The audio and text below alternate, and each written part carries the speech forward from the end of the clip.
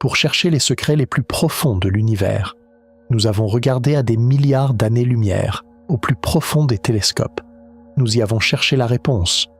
Mais, ironiquement, la preuve était juste sous nos yeux.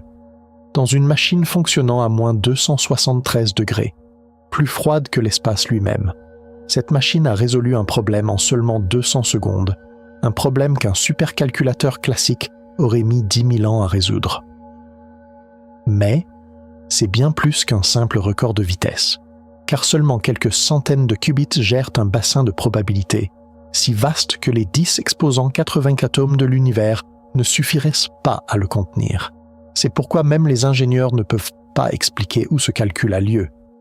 Et maintenant, vous allez voir que le vrai secret, c'est qu'il confirme une théorie terrifiante, proposée en 1985. Si vous aussi vous voulez voir comment cette technologie réécrit la réalité, aimez cette vidéo et abonnez-vous. Car cette machine pourrait bien être une porte vers des univers parallèles. Nous commençons. Nous pensions connaître les règles de la réalité. Nous pensions avec la logique des ordinateurs classiques. Des 1 et des 0, des oui et des non. Nous croyions que tout était défini et mesurable. Mais en octobre 2019, tout a changé. Dans un laboratoire de Santa Barbara en Californie, une machine a été mise en marche. Et cette machine a ouvert une fissure dans le mur de la réalité que nous connaissions. Nous comprenons maintenant que même les règles que nous pensions les plus fondamentales n'étaient en fait que des suppositions. C'est pourquoi nous devons comprendre cet instant où tout a commencé. Voici le processeur Sycamore, un monstre construit par la division hardware quantique de Google. On lui a confié une tâche, un calcul abstrait, presque dénué de sens, appelé échantillonnage de circuits aléatoires. Sycamore a terminé cette tâche en seulement 200 secondes, un peu plus de 3 minutes, le temps de faire cuire un œuf à la coque. Mais le choc n'était pas cette durée. Le vrai choc, c'était ce qui arriverait si vous donniez la même tâche au supercalculateur classique le plus puissant sur Terre aujourd'hui. La réponse, cet ordinateur continuerait de calculer pendant 10 000 ans. Oui, vous avez bien entendu. Pas 10 ans, pas 100 ans, 10 000 ans. Une durée plus longue que toute l'histoire humaine écrite. De la première tablette sumérienne jusqu'au smartphone dans votre poche. Cet immense intervalle de temps a été compressé en 200 secondes. C'est pourquoi ce que Sycamore a fait n'était pas seulement d'être rapide. C'était une autre forme d'existence, car c'était le premier instant où une machine a accompli quelque chose qu'aucun système fonctionnant selon les lois de la physique classique ne pourrait jamais accomplir en pratique. Ce n'était pas un record de vitesse, c'était le piratage de la réalité elle-même. Mais c'est ce que l'histoire ne s'est pas arrêtée là, car le monde de la science aime la compétition. IBM a presque immédiatement répliqué. Leurs ingénieurs ont regardé l'estimation de 10 000 ans de Google et ont dit non. Avec des algorithmes classiques améliorés et un disque dur suffisamment grand, vous pouvez simuler le même circuit en environ 2,5 jours. Et ils n'avaient pas entièrement tort. C'est pourquoi la joute verbale entre Google et IBM, dans les mois qui ont suivi, est devenue l'un des moments les plus divertissants de l'histoire de la physique moderne. Deux équipes de personnes brillantes, débattant pour savoir à quel point quelque chose de fondamentalement impossible était réellement impossible. Pourtant, dans le bruit de ce débat, il y avait une vérité sur laquelle les deux parties s'accordaient en silence. L'existence d'une différence fondamentale. Même IBM ne prétendait pas que les ordinateurs classiques pouvaient que rivaliser avec les ordinateurs quantiques sur cette tâche. Ils ne discutaient que de l'ampleur de la différence, pas de son existence. Et toute l'histoire se cache dans l'existence de cette différence. Car ce que Google a prouvé pour la première fois dans l'histoire, c'est qu'une machine pouvait effectuer un calcul qui n'avait pas de description classique efficace. Ce n'était pas une description classique lente, ce n'était pas non plus une simulation approximative qui pouvait être améliorée. C'était un cas concret et mesurable, où un processeur quantique faisait quelque chose que la physique classique ne devrait pas autoriser. La machine avait fonctionné, et l'univers, tel que nous le connaissions, n'aurait pas dû le permettre. Et si Sycamore a ouvert une fissure dans le mur de la réalité, le processeur Willow de Google, annoncé en décembre 2024, y a percé un trou avec un coup de poing, car Willow a réussi ce que le domaine de l'informatique quantique poursuivait comme objectif théorique depuis 30 ans. La correction d'erreurs quantiques évolutives. Arrêtez-vous et pensez à ce que cela signifie en termes d'ingénierie classique. Dans chaque système que vous avez rencontré dans votre vie, ajouter plus de composants signifie ajouter plus de points de défaillance potentiels. Votre voiture a plus de pièces que votre vélo et se case de plus de manières. Le réseau électrique d'une ville a plus de modes de défaillance qu'un seul générateur. Ce n'est pas un défaut de conception, c'est l'entropie. C'est la deuxième loi de la thermodynamique. Plus de complexité signifie plus de fragilité, c'est la règle. Mais Willow a brisé cette règle, en dessous d'un certain taux d'erreur physique que les physiciens appellent le seuil de tolérance aux pannes. L'ajout de plus de qubits au système corrigeait activement les erreurs déjà présentes dans le système. Le bruit ne s'accumulait pas, le bruit s'annulait lui-même. La machine devenait plus fiable à mesure qu'elle grandissait. C'était l'opposé exact de ce que chaque intuition d'ingénieur suggérait. Car lorsque vous ajoutez plus de qubits physiques, vous ajoutez plus de matière, plus d'interactions potentielles avec l'environnement, plus de surface pour que le bruit pénètre dans le système. Les lois de la thermodynamique disaient que cela devrait empirer les choses. Mais les données disaient que cela les améliorait. Cette situation révèle une tension centrale sur laquelle toute cette histoire est sous-construite. Et il est utile de la nommer clairement dès maintenant. Nous avons construit des machines qui fonctionnent. Nous pouvons décrire avec une grande précision comment les construire, comment les faire fonctionner, comment les programmer et comment lire leurs résultats. Mais ce que nous ne pouvons pas décrire précisément, c'est pourquoi elles fonctionnent. Personne sur Terre ne peut l'expliquer avec une confiance absolue. Pas au sens profond. Nous ne pouvons pas pointer un mécanisme physique et dire « voilà où réside le calcul, c'est la ressource consommée, c'est le morceau de réalité à qui l'on a demandé de faire le travail ». Le fonctionnement de la machine n'est pas un mystère. Le mystère, c'est pourquoi elle fonctionne. Et ce mystère nous ramène à un article publié en 1985 par un physicien à Oxford.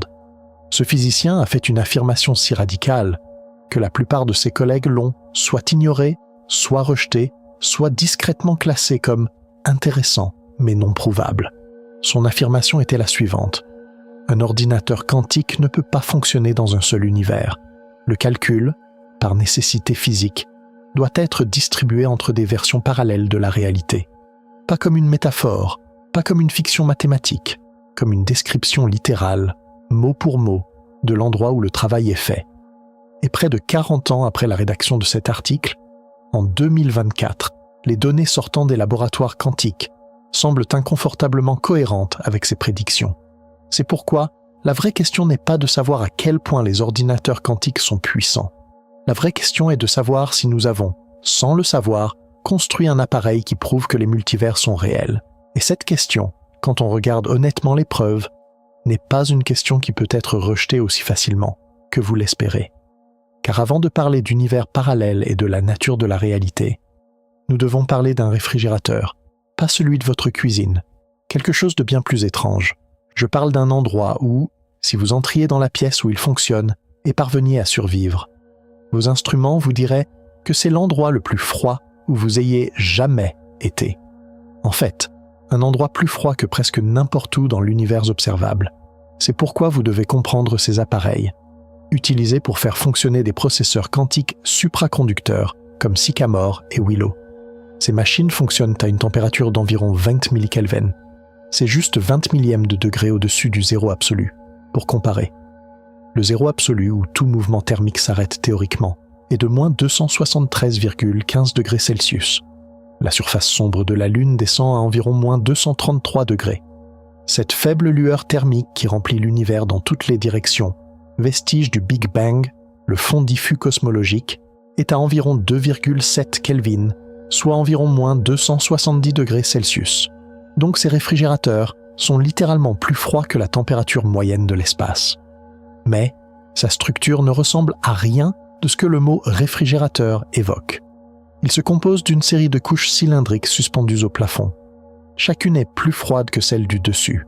La température descend progressivement, d'environ 50 Kelvin sur le bouclier extérieur à 4 Kelvin à l'étape suivante, puis 800 millikelvin, 100 millikelvin, et enfin cette base de travail de 20 millikelvin au cœur. Cette structure se trouve dans une chambre à vide cylindrique, recouverte de boucliers en cuivre plaqué or, et elle est suspendue comme un lustre, conçu par des ingénieurs perdus dans un rêve fiévreux. Pourtant, ce refroidissement extraordinaire a une raison d'être, car au cœur de ces machines se trouve un principe qui rend tout possible, mais qui est aussi incroyablement fragile.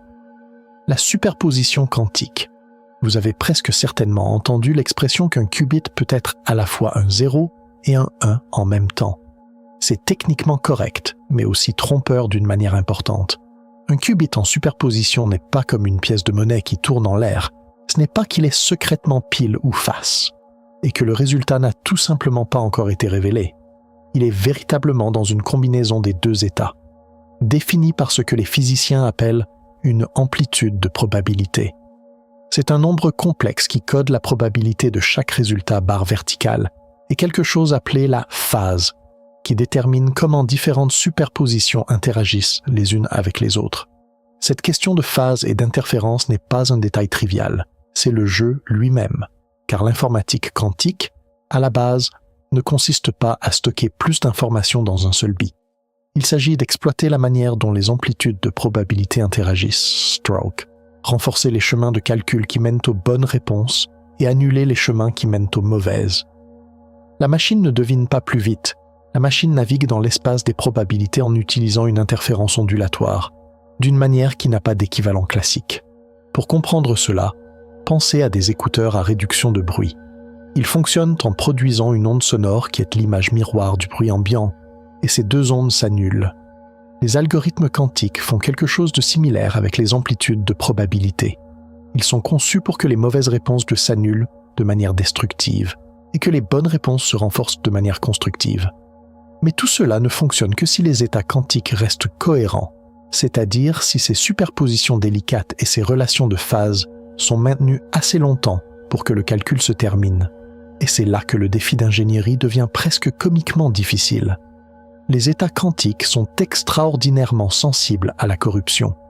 Un seul photon parasite provenant du rayonnement thermique à température ambiante, une vibration transmise par le sol d'un camion qui passe à l'extérieur, des interférences électromagnétiques provenant d'un téléphone ou d'une ligne électrique à proximité. N'importe lequel de ces éléments peut provoquer ce que nous appelons la décohérence, l'effondrement de l'état quantique en un état classique barre détruisant le calcul en cours. C'est la raison pour laquelle les réfrigérateurs existent. C'est la raison pour laquelle les boucliers plaqués or existent. C'est la raison pour laquelle les laboratoires d'informatique quantique sont parmi les environnements les plus soigneusement isolés jamais construits par l'homme. Vous essayez de maintenir des états quantiques que l'univers lui-même essaie constamment de détruire à l'intérieur d'un système physique fait de matière réelle. Et tout cela nous ramène au début, au comportement de Willow. Car malgré toutes ces difficultés, les machines fonctionnent. Les états sont maintenus assez longtemps, les calculs se terminent, et avec Willow, les systèmes deviennent plus stables à mesure qu'ils grandissent. C'est l'opposé exact de ce que chaque intuition d'ingénieur dit qu'il devrait se passer.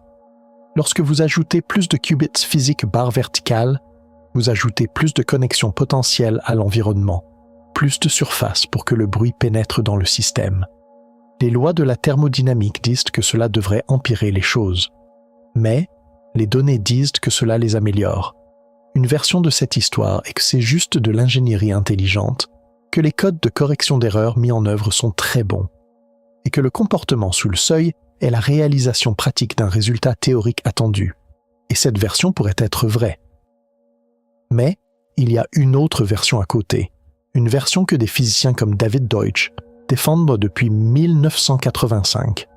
Selon cette version, la stabilité ne vient pas de ce que le système fait dans un seul univers, mais de ce qu'il fait dans de nombreux univers à la fois. Dans cette version, la raison pour laquelle la machine fonctionne, la raison pour laquelle elle résiste à la décohérence, la raison pour laquelle l'ajout de plus de qubits la stabilise au lieu de la déstabiliser, c'est que la charge de calcul est répartie entre des branches parallèles de la réalité.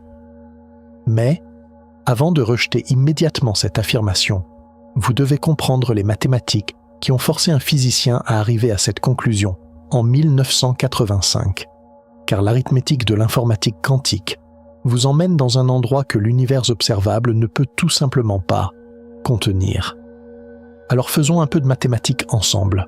Rien de complexe, juste de la multiplication et une comptabilité honnête. car la chose la plus dérangeante à propos de l'informatique quantique n'est pas son matériel, ce sont les chiffres. Et ces chiffres, lorsque vous les suivez jusqu'au bout, vous forcent à choisir entre deux explications. Et aucune des deux n'est très réconfortante. Commençons par là. Un ordinateur classique stocke l'information en bits. Chaque bit est soit un 0 bar, soit un 1. 2 bits peuvent représenter 4 états possibles. 0, 0, 0, 1, 1, 0, 1, 1. 3 bits représentent 8 états. Ainsi, le nombre d'états qu'un système classique peut représenter croît linéairement avec le nombre de bits. Chaque bit que vous ajoutez double le nombre d'états possibles. Avec 10 bits, vous avez 1024 états possibles. Avec 50 bits, vous avez plus d'1 billiard d'états possibles. Mais, la machine, bien sûr, n'est à un instant donné que dans l'un de ces états. Elle peut se déplacer entre eux, elle peut les traiter séquentiellement, mais elle n'en occupe qu'un à la fois. Un ordinateur quantique barre verticale fait quelque chose de fondamentalement différent. Un seul qubit en superposition ne représente pas seulement un 0 ou un 1. Il représente une combinaison des deux barres verticales définies par les amplitudes de probabilité dont nous avons discuté. Ainsi, 2 qubits en superposition représentent les 4 états à 2 bits différents en même temps. 3 qubits représentent les 8 états à 3 bits différents en même temps. 10 qubits représentent les 1024 états en même temps. 50 qubits représentent le billiard d'états en même temps. Le système ne se déplace pas séquentiellement entre ces états. Il les occupe tous en même temps. Il les traite tous en parallèle. Et il produit sa sortie par interférence. Maintenant, étendons cela à 300 qubits. 2 à la puissance 300. C'est environ 2 fois 10 exposant 90. C'est un 2 suivi de 90 zéros. Et c'est le nombre d'états dans lesquels un ordinateur quantique de 300 qubits se trouve simultanément. Et c'est là que le problème de comptabilité commence, car le nombre total d'atomes dans l'univers observable est estimé à environ 10 exposant 80, seulement 10 exposant 80. Mais un processeur quantique de 300 qubits fonctionnant en pleine superposition manipulerait simultanément un nombre d'états qui dépasse le nombre total d'atomes dans tout ce que nous pouvons voir. Plus d'états que chaque atome que vous pouvez voir en regardant de n'importe quel point de l'espace, dans n'importe quelle direction, jusqu'au bord de l'univers observable. Un système de seulement 300 qubits, juste 300. Le Willow de Google a 105 qubits physiques. La feuille de route d'IBM vise des milliers de qubits dans cette décennie. Les gens parlent sérieusement de systèmes à 1 million de qubits d'ici 20 ans. L'espace d'état que ces systèmes occuperont fait ressembler les 300 qubits à une erreur d'arrondi. Mais c'est précisément à ce stade que quelqu'un soulève généralement une objection. Et c'est une objection juste. Alors traitons-la directement. Vous pourriez dire, le système ne stocke pas réellement tous ces états en même temps, de la même manière qu'une mémoire classique stocke des données. Les amplitudes de probabilité ne sont pas des objets physiques se trouvant à des emplacements physiques. Le calcul est une description mathématique de l'évolution quantique barre verticale, et lorsque vous le mesurez, vous obtenez une seule réponse. Alors, où est le paradoxe? Le paradoxe est ici, dans le fait que le calcul a probablement eu lieu, dans le fait que l'interférence entre tous ces états a probablement eu lieu. La bonne réponse émerge d'un processus qui, s'il était classique, aurait nécessité l'examen en parallèle d'un nombre astronomique de possibilités, car la machine produit des résultats qui ne pourraient pas être obtenus par un processus qui n'est qu'un seul état à la fois. Les mathématiques de la façon dont la sortie est produite exigent que les étapes intermédiaires impliquent quelque chose qui opère sur l'ensemble de la superposition simultanément. La question n'est donc pas de savoir si le système est dans tous ces états. Les mathématiques de la mécanique quantique exigent qu'il le soit. La vraie question était la suivante. Quel substrat physique hébergeait cette information? Où était-elle? Car dans un système de 300 qubits, l'espace d'état dépasse la capacité d'information de chaque atome de l'univers observable. Vous ne pouvez pas stocker 2 fois 10 exposant 90 amplitudes dans 10 exposant 80 atomes. L'arithmétique ne fonctionne tout simplement pas. Vous manquez d'univers avant de manquer d'état. Les physiciens ont un nom pour l'espace mathématique dans lequel vivent les états quantiques. On l'appelle l'espace de Hilbert. Et l'espace de Hilbert, dans un sens très précis, est plus grand que l'espace physique. Ce n'est pas une métaphore. C'est un fait mathématique que l'espace nécessaire pour décrire complètement un système quantique de taille modeste dépasse la dimensionnalité de tout espace physique que nous avons jamais observé ou mesuré. Le calcul se déroule dans un espace plus grand que l'univers. Mais où ? Ce n'est pas une question rhétorique.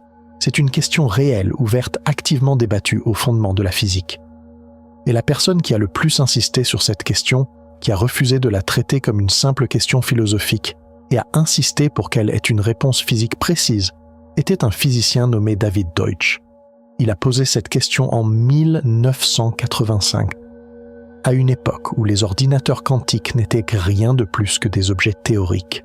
Il l'a posée avec les outils les plus rigoureux de la physique théorique, et la réponse à laquelle il est arrivé est une réponse avec laquelle la communauté scientifique se débat depuis lors.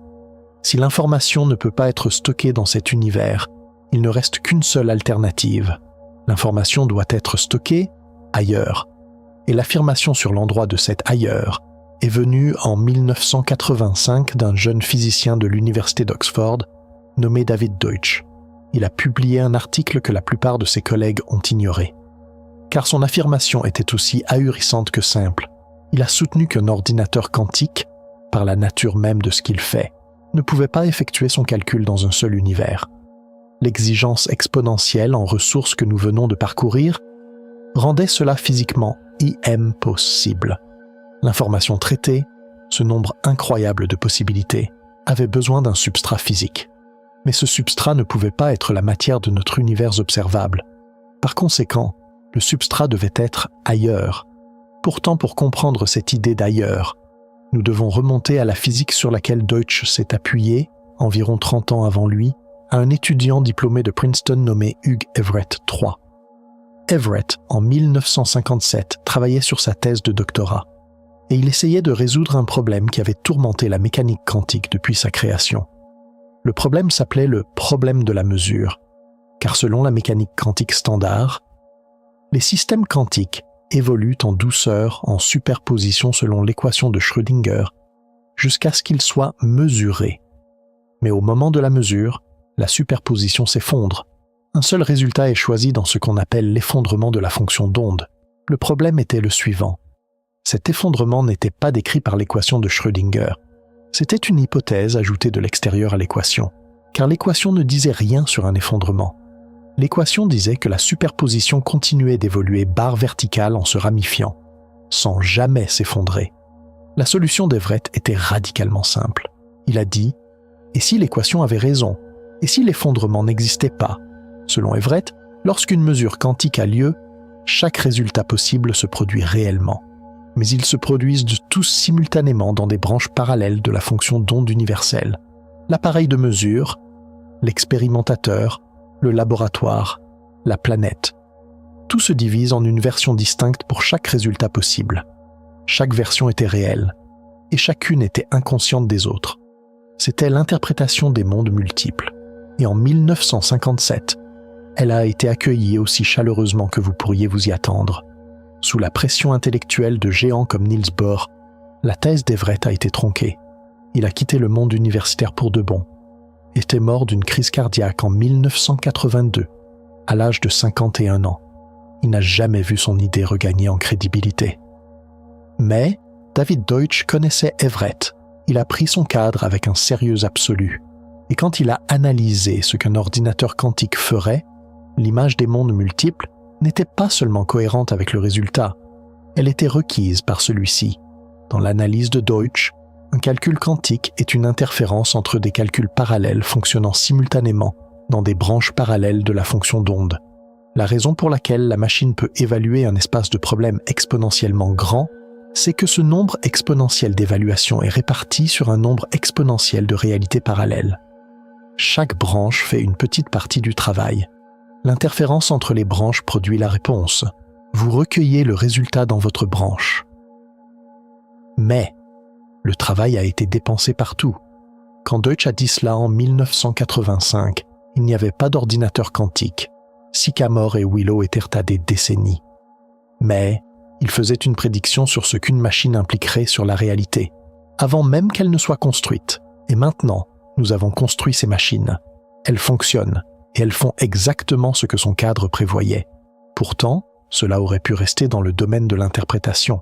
Un domaine où vous pouviez encore trouver des cadres alternatifs qui ne nécessitaient pas de croire en l'existence d'univers parallèles. C'est pourquoi nous devons maintenant parler de preuves expérimentales, car en 2022, le Comité Nobel a décerné le plus grand honneur de la physique à 3 hommes dont les travaux pris ensemble ont fermé la plupart des échappatoires philosophiques à la conclusion de Deutsch. En octobre 2022, le prix Nobel de physique a été décerné à 3 expérimentateurs, Alain Aspect, John Clauser et Anton Zeilinger. Le prix a été décerné pour des expériences avec des photons intriqués, établissant la violation des inégalités de Bell et pionnier de la science de l'information quantique.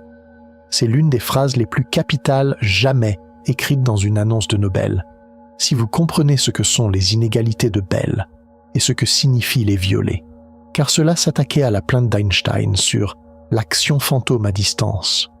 Einstein croyait inacceptable que la mesure d'une particule puisse instantanément affecter l'état d'une particule intriquée distante, quelle que soit la distance entre elles. Il pensait qu'il devait y avoir des variables cachées, une couche plus profonde de réalité où les particules savaient à l'avance ce qu'elles allaient en faire. Le physicien irlandais John Stuart Bell a montré en 1964 que cela faisait une prédiction testable. S'il y avait des variables cachées locales, les corrélations entre les mesures devaient obéir à certaines limites mathématiques. Ces limites sont appelées les inégalités de Bell. Mais la mécanique quantique prédisait que ces limites seraient violées. Bell avait transformé un débat philosophique en une expérience de physique. Clauser en 1972, Aspect en 1982 et enfin un groupe de l'université de Delft en 2015 ont mené des expériences qui ont fermé toutes les failles. Le résultat, à chaque fois, était le même. Les inégalités de Bell ont été violées, et de manière décisive. La conclusion de ce programme expérimental de 30 ans était la suivante. Les théories des variables cachées locales sont réfutées. Les particules ne portent sans pas de réponse préexistante. Il n'y a pas de réalité classique plus profonde sous la mécanique quantique, où tout est secrètement prédéterminé. L'univers, à son niveau le plus fondamental, ne fonctionne pas comme Einstein l'espérait. L'univers n'effectue pas de calculs locaux. Et maintenant, cela nous ramène à la question que nous avons posée au tout début. Si la mécanique quantique n'est pas locale, alors la question de savoir où se trouve le calcul quantique devient encore plus urgente. Les machines ne sont pas locales. Les ressources qu'elles utilisent ne sont pas locales. Les corrélations qu'elles exploitent ne peuvent être expliquées par aucun mécanisme qui s'inscrit dans notre image conventionnelle de l'espace et du temps. Le prix Nobel n'a pas directement confirmé Deutsch. Mais il a fermé l'alternative la plus réconfortante. L'alternative qu'il y avait des variables cachées transportant l'information localement. Cette histoire a été expérimentalement réfutée. Les histoires qui restent sont beaucoup plus étranges. Et pour comprendre comment ces histoires fonctionnent, comment ces machines, par des prouesses d'ingénierie incroyables, transforment cette étrangeté en réalité, nous devons maintenant descendre dans le matériel lui-même, au cœur de ce réfrigérateur impossible. Mais comment cela fonctionne-t-il? Quel est le mécanisme derrière ces découvertes choquantes, ces calculs ahurissants? Dans les chapitres précédents, nous avons vu ce qui s'est passé. Maintenant, ralentissons. Car il est temps de voir comment, de plonger au plus profond de la technique. Nous devons comprendre les incroyables prouesses d'ingénierie qui forcent ces machines à faire quelque chose que l'univers lui-même ne devrait pas permettre. Avant tout, vous devez comprendre ce système de refroidissement hallucinant, le réfrigérateur à dilution, car c'est la première ligne de défense de l'informatique quantique. Le cœur de ces machines Sycamore et Willow bat à une température d'environ 20 millikelvin. Ce chiffre est à peine 20 millièmes de degré au-dessus du zéro absolu, soit moins 273,15 degrés Celsius. Mettons cela en perspective. La température moyenne dans les régions les plus vides et désolées de l'univers, due au fond diffus cosmologique, est d'environ 2,7 Kelvin, soit environ moins 270 degrés Celsius. Ces réfrigérateurs créent un environnement 100 fois plus froid que l'espace interstellaire. L'environnement à l'intérieur du processeur quantique est donc plus froid que presque n'importe quel endroit connu dans le cosmos observable. Mais ce froid ne fonctionne pas comme les réfrigérateurs que nous connaissons. Ce système est une structure massive composée d'une série de couches cylindriques imbriquées, suspendues au plafond. Comme une poupée russe, chaque couche refroidit encore plus celle qui se trouve à l'intérieur. La couche la plus externe commence à environ 50 Kelvin, moins 223 degrés Celsius, La suivante descend à 4 kelvins, puis 800, cent, et enfin 20 millikelvins, là où se trouve le processeur central. Toute cette structure est suspendue à l'intérieur d'une chambre à vide, entourée de boucliers en cuivre plaqués or, comme un lustre géant, tout droit sorti d'un film de science-fiction. Cette ingénierie extrême n'a qu'un seul but, éliminer le bruit thermique. Car dans le monde quantique, le plus grand ennemi est la chaleur. L'énergie thermique dans une pièce ordinaire signifie un bombardement de photons et de vibrations qui détruiraient les états quantiques en un trillionième de seconde. Ce réfrigérateur est un sanctuaire qui cache le processeur de l'univers lui-même. Mais qu'y a-t-il à l'intérieur de ce sanctuaire? Qu'est-ce qui est protégé au cœur de ce froid extrême? C'est là qu'intervient le deuxième mécanisme, les jonctions Josephson. Ce sont la base physique des qubits supraconducteurs, et il n'est pas faux de les appeler des atomes artificiels. Une jonction de Josephson est essentiellement composée de deux matériaux supraconducteurs, entre lesquels est placée une couche isolante extrêmement fine. Cette couche isolante est si fine que l'un des phénomènes les plus étranges de la mécanique quantique peut se produire. Le tunneling quantique. En physique classique, une balle doit avoir assez d'énergie pour passer par-dessus un mur. Mais dans le monde quantique, les électrons, ou plus précisément des paires d'électrons appelées paires de Cooper, peuvent passer à travers cette barrière, même s'ils n'ont pas assez d'énergie. Au lieu de sauter par-dessus, ils creusent un tunnel à travers. Ce phénomène n'a aucun équivalent en physique classique. Lorsque vous refroidissez ces jonctions de Josephson à des températures proches du zéro absolu et que vous les faites fonctionner avec les bons paramètres, elles commencent à se comporter comme de vrais atomes. Elles ont des niveaux d'énergie discrets. Elles répondent de manière contrôlée aux impulsions de micro-ondes. Et surtout, elles peuvent être mises dans un état de superposition quantique. C'est ce qui les distingue d'un transistor ordinaire. Un transistor est soit allumé, soit éteint. Mais ces atomes artificiels peuvent exister simultanément dans une combinaison des états allumés et éteints. Ainsi, la brique de base du processeur quantique est un système créé par l'homme qui imite les atomes que la nature nous a donnés, mais qui peut être conçu et contrôlé par nous. Pourtant, il ne suffit pas d'avoir ces atomes artificiels.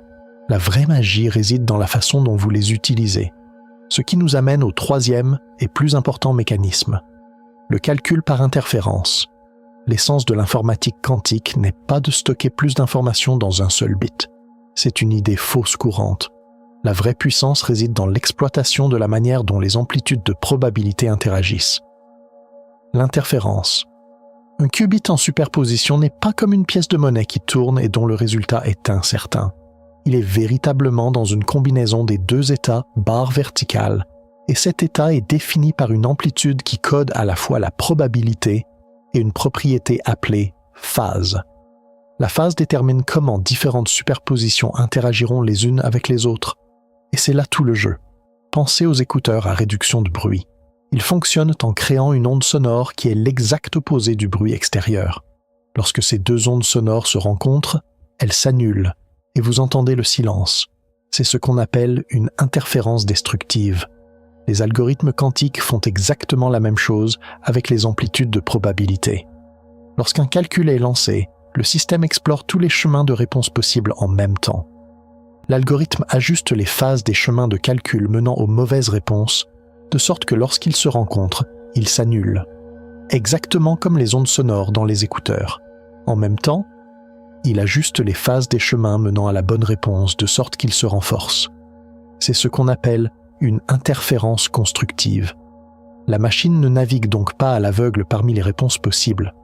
Elle avance dans cet océan de réponses possibles, en faisant s'entrechoquer les mauvais chemins pour les anéantir, et en transformant le bon chemin en une seule onde puissante.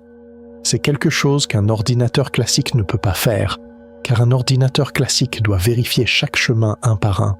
L'ordinateur quantique, lui, utilise tous les chemins en même temps et utilise la loi de l'interférence de la nature pour faire émerger spontanément la bonne réponse. Lorsque ces trois mécanismes, refroidissement extrême, atomes artificiels et calcul basés sur l'interférence, se rejoignent, le résultat est un système qui dépasse les limites de l'ingénierie classique. Le réfrigérateur fournit une couche d'isolation du reste de l'univers. Les jonctions Josephson offrent le matériel nécessaire pour des comportements quantiques contrôlables. et le principe d'interférence utilise ces comportements pour effectuer des calculs classiquement impossibles. Chaque pièce est dénuée de sens sans les autres. Toutes sont réunies pour combattre un seul ennemi commun. La décohérence, car malgré toute cette incroyable ingénierie, les états quantiques sont toujours follement fragiles. Le moindre bruit qui s'infiltre de l'extérieur, la moindre particule d'énergie, peut instantanément effondrer toute cette délicate superposition et ses relations de phase et ruiner le calcul. C'est une bataille que le système mène en permanence. Le réfrigérateur renforce les murs. Mais l'ennemi trouve toujours des moyens de s'infiltrer. C'est pourquoi les ingénieurs ont dû construire la ligne de défense suivante. Un système qui non seulement prévient les erreurs, mais les attrape et les corrige. Mais ce système lui-même est construit sur un paradoxe qui défie l'une des lois les plus fondamentales de la mécanique quantique. Car pour corriger une erreur, vous devez la mesurer. Mais, en mécanique quantique, mesurer quelque chose, c'est le détruire. Alors, comment pouvez-vous corriger quelque chose sans le mesurer et le détruire? La réponse à cette question recèle le secret profond qui explique pourquoi Willow de Google a brisé la règle et pourquoi il est devenu plus stable en grandissant, car cela ouvre la porte à un tout autre monde, appelé la correction d'erreurs quantique, qui est en soi une énigme philosophique. C'est pourquoi nous devons ouvrir cette porte et regarder à l'intérieur de cette énigme, car la correction d'erreurs quantique est ce mécanisme incroyable qui ressemble à un simple problème d'ingénierie, mais qui est en réalité une révolution philosophique. Pour comprendre ce mécanisme, nous devons remonter à 1995, à un article publié par un mathématicien et physicien nommé Peter Shor. Oui, le même Shor qui a donné son nom à l'algorithme quantique qui menace la cryptographie moderne. À l'époque, ce n'était pas évident. En fait, avant l'article de Shor, de nombreux physiciens croyaient que la décohérence rendait l'informatique quantique à grande échelle définitivement impossible, car les états quantiques étaient fragiles, les erreurs s'accumulaient, et comme la mécanique quantique ne vous permet pas de copier un qubit, il ne semblait y avoir aucun moyen d'attraper et de corriger les erreurs avant qu'elles ne détruisent le calcul. Le théorème de non-clonage de la mécanique quantique est impitoyable à ce sujet. Vous ne pouvez pas créer une copie parfaite d'un état quantique inconnu. C'est une loi fondamentale de la nature. La logique sauvegardée et restaurée en cas d'erreur du monde classique ne fonctionnait donc pas ici. Mais l'intuition de Shor fut d'aborder ce problème de biais. Son idée était que vous pouviez protéger un seul qubit logique, le qubit qui effectue le calcul réel, en le codant de manière redondante sur plusieurs qubits physiques.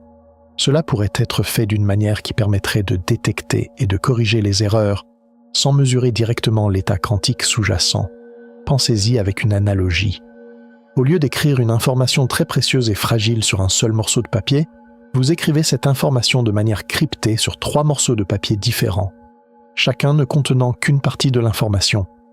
Si du café est renversé sur l'un des papiers, vous pouvez regarder les 2 autres papiers pour comprendre quelle était l'information originale, sans jamais voir cette information précieuse. C'est exactement ce que Shor a fait. Il a proposé de répartir l'information d'un seul qubit logique sur barre verticale. Par exemple, barre verticale, 3, 5 ou 7 qubits physiques barre verticale, et de détecter les erreurs en mesurant les relations entre ces qubits. Ces mesures ne vous disent pas si le qubit logique est un 0 ou un 1.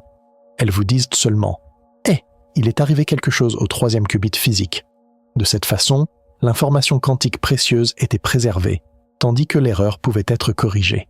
Ce fut une révolution théorique qui a prouvé que l'informatique quantique n'était pas un rêve impossible, mais seulement un problème d'ingénierie extrêmement difficile. Pourtant, la question de savoir si cette révolution théorique fonctionnerait en pratique nous amène au prochain mécanisme critique, le théorème du seuil. Ce théorème est apparu peu après l'idée de Shor, et il a déterminé quand la correction d'erreurs quantiques serait une bénédiction et quand elle serait une malédiction. Le théorème dit ceci: si le taux d'erreur des opérations sur les qubits physiques individuels tombe en dessous d'une certaine valeur critique, alors vous pouvez arbitrairement réduire le taux d'erreur logique en utilisant la correction d'erreurs quantique. Cette valeur critique, bien que variant selon l'architecture, est d'environ 1% pour de nombreux systèmes. En dessous de ce seuil, plus vous ajoutez de qubits physiques au système, plus votre qubit logique devient fiable, comme une piscine avec plus de maîtres nageurs et plus sûre.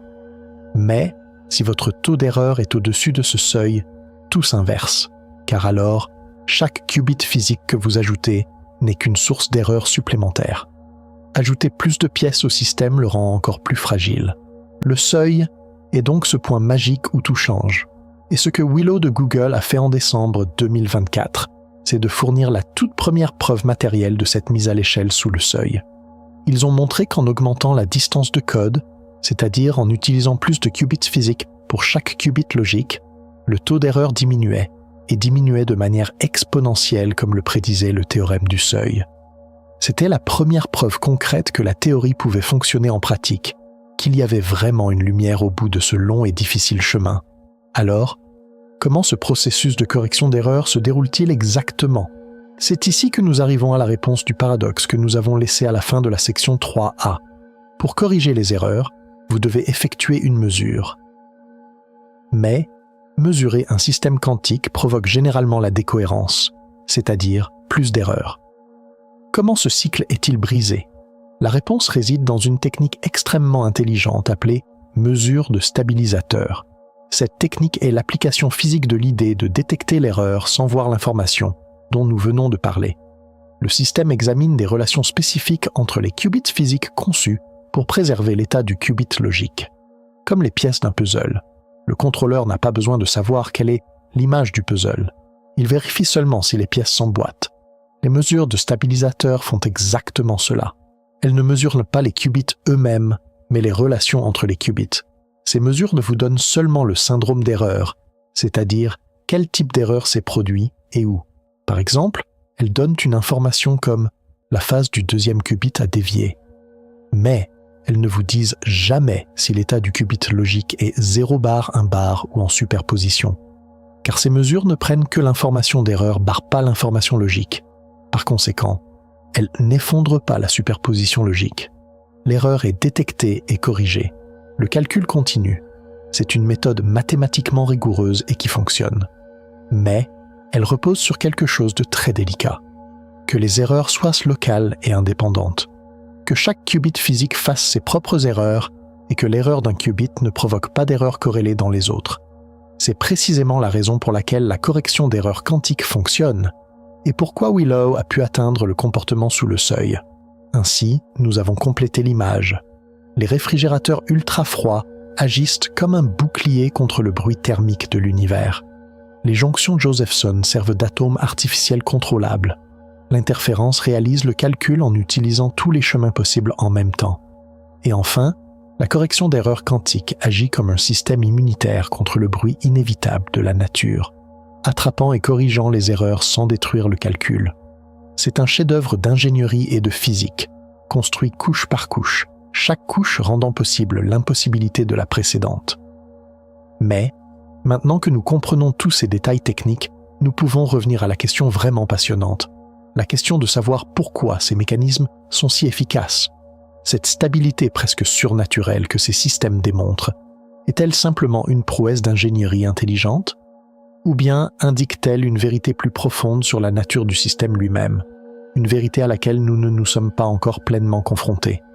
Car le fait que ces codes de correction d'erreurs fonctionnent si bien donne l'impression que le système a accès à plus de ressources de correction d'erreurs qu'un seul système physique ne devrait en avoir. Cela nous ramène au début à l'affirmation radicale de David Deutsch. Et il a fait une affirmation que la communauté scientifique a ignorée pendant des décennies. Une affirmation qui, si elle est vraie, signifie que nous n'avons pas seulement ouvert la porte à un ordinateur, mais à une porte qui changera tout sur ce qu'est la réalité elle-même. Car derrière cette porte, il n'y a pas seulement un calcul plus rapide, mais aussi un autre monde. Et maintenant, nous ouvrons cette porte en grand, car ce que nous allons raconter maintenant n'est pas seulement une réussite d'ingénierie. C'est l'histoire de la justification d'un homme que la communauté scientifique a ignoré pendant des décennies. C'est l'histoire de la confirmation, par du matériel froid et dur, de la réponse la plus radicale aux questions les plus fondamentales de la physique. Le tempo s'accélère. Retenez votre souffle, car maintenant, nous entrons dans le monde de ce physicien auquel personne ne croyait. Année 1985, un jeune physicien à l'université d'Oxford, son nom est David Deutsch. Il a publié un article dans les Actes de la Société royale. Le titre était La théorie quantique, le principe de Church-Turing et l'ordinateur quantique universel, c'est l'un des articles les plus importants de l'histoire de l'informatique. Mais c'est aussi, pendant longtemps, l'un des plus ignorés. Pas parce qu'il était faux, parce qu'il était trop vrai. Mais vrai dans une direction où la plupart des physiciens n'étaient pas prêts à aller. L'affirmation centrale de Deutsch dans cet article était d'une simplicité trompeuse. Il a soutenu qu'un ordinateur quantique, par la nature même de ce qu'il fait, ne pouvait pas effectuer son calcul dans un seul univers. Cette exigence exponentielle en ressources, le fait qu'une poignée de qubits se traite simultanément plus d'états qu'il n'y a d'atomes dans l'univers, rendait cela physiquement impossible. L'information traitée avait besoin d'un substrat physique, mais ce substrat ne pouvait pas être la matière de notre univers. Par conséquent, le substrat devait être ailleurs, et selon Deutsch, le seul tableau physique cohérent dans lequel cet ailleurs avait un sens était l'interprétation des mondes multiples de la mécanique quantique. Machines comme Sycamore et Willow étaient à des décennies. Ils faisaient une prophétie sur ce que ces machines impliqueraient sur la réalité, avant même que quiconque n'en ait construit une. Et maintenant nous les avons construites. Elles fonctionnent, et elles font exactement ce que son cadre prévoyait. Elles effectuent des calculs qui dépassent les ressources physiques d'un seul univers. L'homme que la plupart de ses collègues avaient ignoré en 1985 avait silencieusement, patiemment, raison. Mais, on pouvait encore dire, ce n'est qu'une interprétation. On pouvait encore chercher une porte de sortie philosophique pour éviter cette conclusion. Jusqu'en 2022, car cette année-là, le comité Nobel a décerné le plus grand honneur de la physique à 3 expérimentateurs qui ont fermé presque toutes ces portes de sortie philosophiques. Leur travail a montré que la conclusion de Deutsch n'était plus seulement une option, mais peut-être inévitable. Et c'était le point culminant de l'histoire. C'était le moment qui a changé pour toujours tout ce que nous pensions savoir sur ce qu'est la réalité elle-même. Car les expériences qui ont valu le prix Nobel ont prouvé que l'univers, à son niveau le plus fondamental, est complètement et totalement contre-intuitif. Elles ont prouvé que même Einstein avait tort, et ce faisant, elles ont sorti la théorie la plus radicale sur l'origine de la puissance des ordinateurs quantiques de la philosophie, pour la placer au centre de la science expérimentale. Car si ces expériences sont vraies, alors les ordinateurs quantiques ne font pas que calculer. Ils parlent, littéralement avec d'autres mondes. Et maintenant, il est temps de comprendre à quel point cette conversation est bouleversante, car ce n'était qu'un début. Le vrai tremblement de terre commencerait, lorsque nous comprendrions pleinement ce que ces machines peuvent faire. Et ce tremblement de terre a été officialisé en octobre 2022, lorsque l'Académie royale des sciences de Suède a décerné le prix Nobel de physique à 3 expérimentateurs, Alain Aspect, John Clauser et Anton Zeilinger, car leur travail, étalé sur des décennies, n'avait laissé aucune échappatoire philosophique à la question la plus troublante de la physique. Le communiqué de presse disait que le prix était décerné pour des expériences avec des photons intriqués, établissant la violation des inégalités de Bell et pionnier de la science de l'information quantique. C'était l'une des plus grandes déclarations modestes de l'histoire, car cette phrase déclarait que la vision intuitive du monde d'Einstein, résumée par « Dieu ne joue pas au dé », était expérimentalement et définitivement fausse. Cette histoire a commencé en 1935. Albert Einstein, Boris Podolsky et Nathan Rosen ont publié une expérience de pensée connue sous le nom d'article PR. Einstein était troublé par ce qu'il appelait l'action fantôme à distance de la mécanique quantique, c'est-à-dire l'idée que lorsque vous mesurez l'une des 2 particules intriquées, l'état de l'autre est instantanément affecté, quelle que soit la distance qui les sépare. Cela lui semblait illogique. Il croyait que la théorie était incomplète. Il pensait que les particules devaient y apporter des variables cachées que nous ne connaissions pas, qui prédéterminaient les résultats des mesures.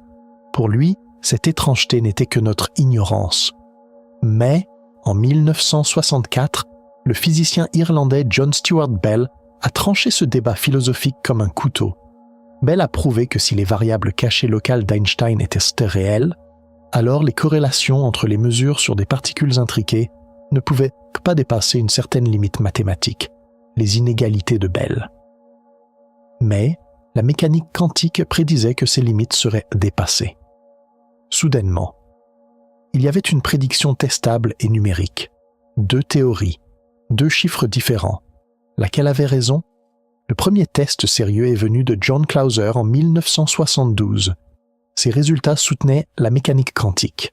Mais l'expérience avait des failles. Des problèmes techniques comme l'efficacité des détecteurs laissèrent de petites échappatoires aux partisans des variables cachées. Il a donc fallu près d'une décennie de plus. Au début des années 1980, Alain Aspect, travaillant à Paris, a réalisé une série d'expériences records conçues pour combler ces failles. Ces résultats, publiés en 1981 et 1982, ont violé les inégalités de Bell avec une très haute certitude statistique. La théorie des variables cachées locales était à l'agonie. Mais le coup de grâce est venu en 2015, une expérience dite sans faille, menée par le groupe de Ronald Hanson à l'université de Delft aux Pays-Bas, a comblé simultanément les failles de détection et de localité. Ils ont utilisé des électrons intriqués séparés par plus d'1 kilomètre. Ils ont fait les mesures si rapidement qu'aucun signal se déplaçant à la vitesse de la lumière ne pouvait aller et venir entre les détecteurs avant que les 2 mesures ne soient terminées. Le résultat? Les inégalités de Bell ont de nouveau été violées. Cette fois, il n'y avait nulle part où fuir. La conclusion de cette épopée expérimentale de 30 ans était la suivante.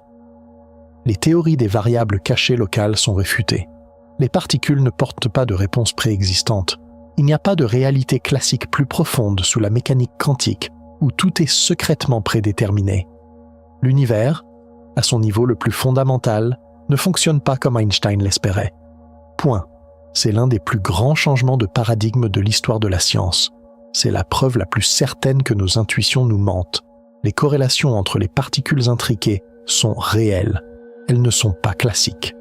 Et elles ne peuvent pas être expliquées par un mécanisme qui voyage localement entre les sites de mesure. Le prix Nobel n'a pas directement confirmé Deutsch. Mais il a éliminé expérimentalement et pour toujours l'alternative la plus réconfortante à sa théorie, l'idée qu'il y avait une histoire classique sous-jacente à tout cela.